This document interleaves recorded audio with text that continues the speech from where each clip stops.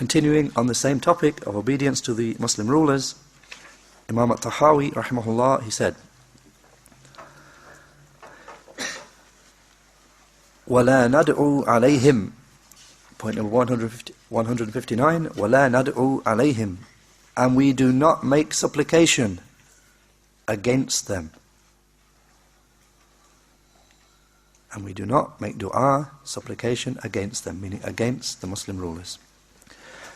Shaykh Fawzan said, it is not permissible to make dua, to make supplication against them, since this falls under the meaning of rebellion. It falls under the meaning of rebellion, like rebelling against them with weapons.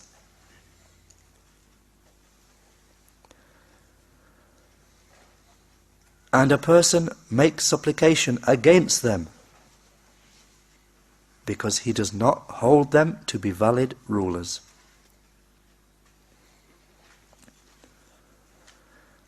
So what is obligatory? So he's mentioned what is forbidden. Forbidden to make dua against the Muslim rulers, to make supplication against them, because that's a type of rebellion. Then he said, so what is obligatory? Is to make dua, to make supplication for them, not against them, for them, for their guidance and rectification. They should be guided and put right. Not to make dua, supplication against them. So this is a fundamental principle from the fundamentals of the people of the Sunnah and the Jama'ah. So if you see anyone making dua, making supplication against those in authority, then you should know that he is dal fi aqidatihi, that he is astray in his aqeedah. He is astray in his creed and belief. And he is not upon the methodology of the Salaf.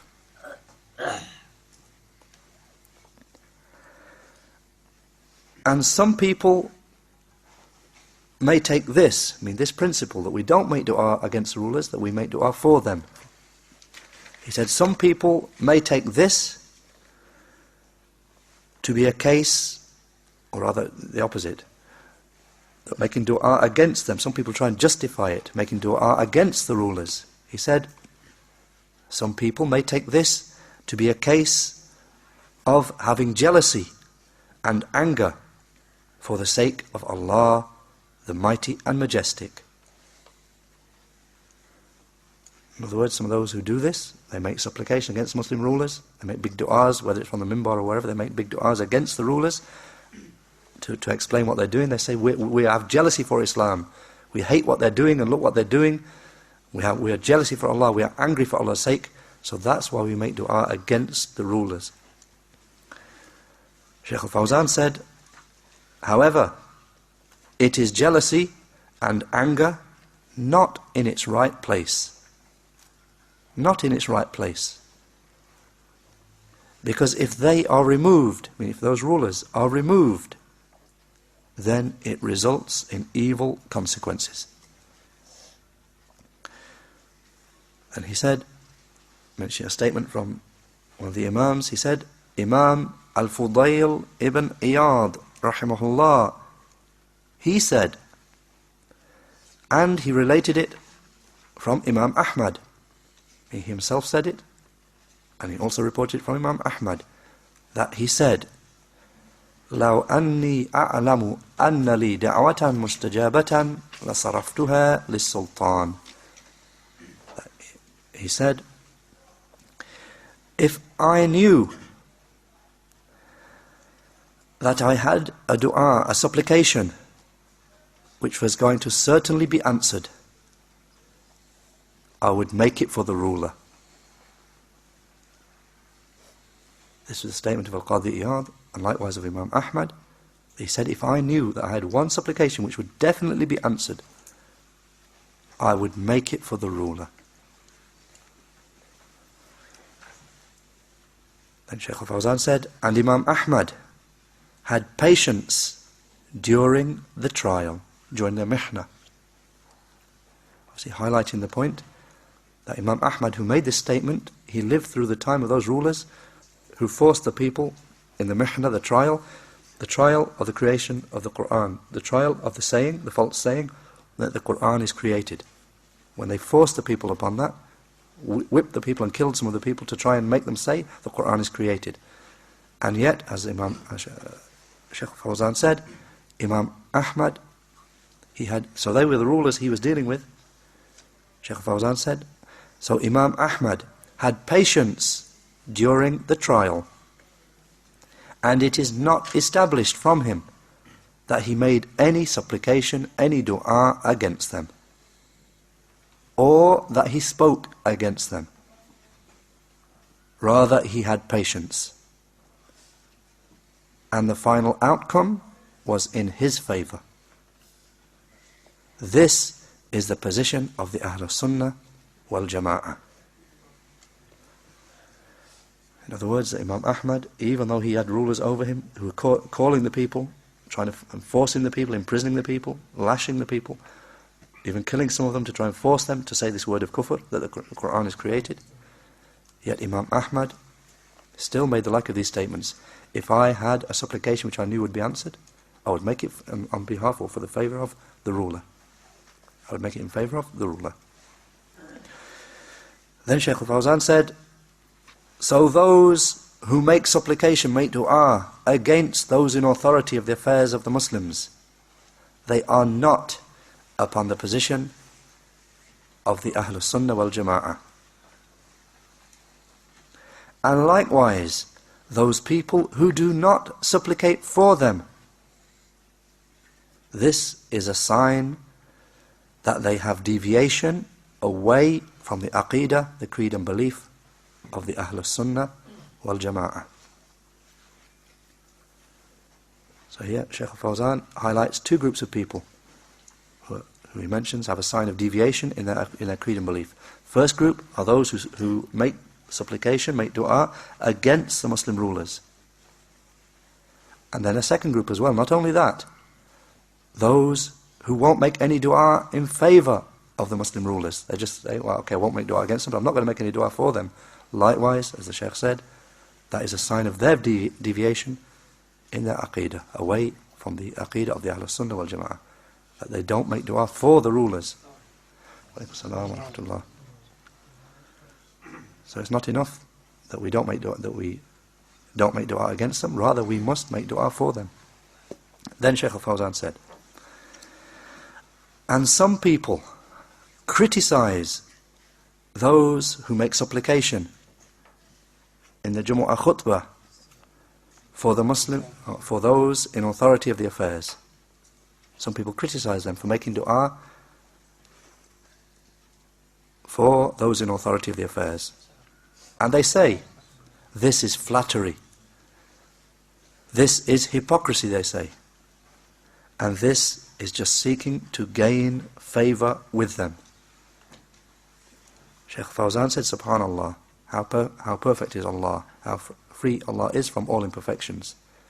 This is the position of the Ahlul Sunnah wal Jama'ah. In making dua for the rulers, that is the position of the Ahlul Sunnah wal Jama'ah. Indeed,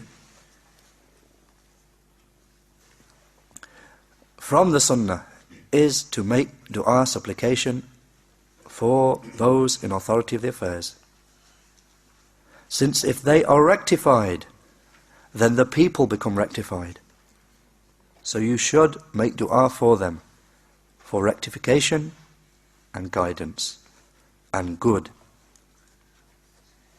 You should make dua for the Muslim rulers for those things, that they be rectified, be guided, and be put upon good. Even if they have some evil, then as long as they are upon Islam, then they have good with them. So as long as they apply the Islamic legislation and establish the prescribed punishments, and safeguard security, and they prevent transgression against the Muslims and repel the unbelievers from them, then this is tremendous good. All of these things are tremendous good. So supplication is to be made for them on account of that.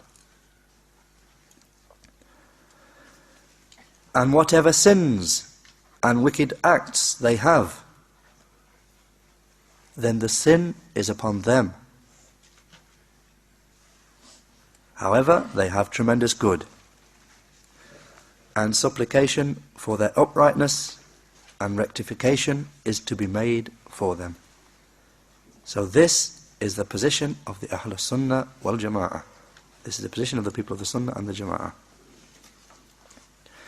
And as for the position of the people of misguidance and the people of ignorance, then they hold that this is flattery and seeking favour from them. And they do not make supplication for them. Rather, they make supplication against them. They make dua against them.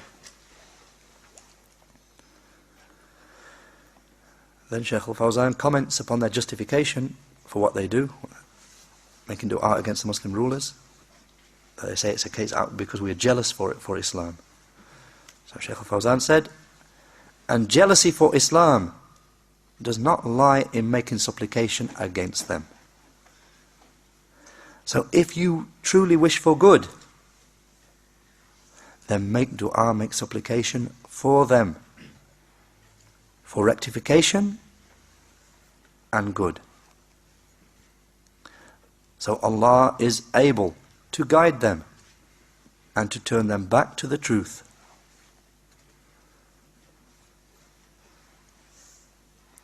So have you despaired of their becoming guided? Then this is despairing of the mercy of Allah.